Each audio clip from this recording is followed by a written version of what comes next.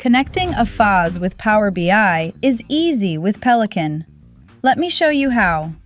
Sign up for a free Peliqan account. Once you're logged in, head to Connections. You get a built-in data warehouse right out of the box. From here, click on Add a Connection, then search for AFAS, then add it as a connector.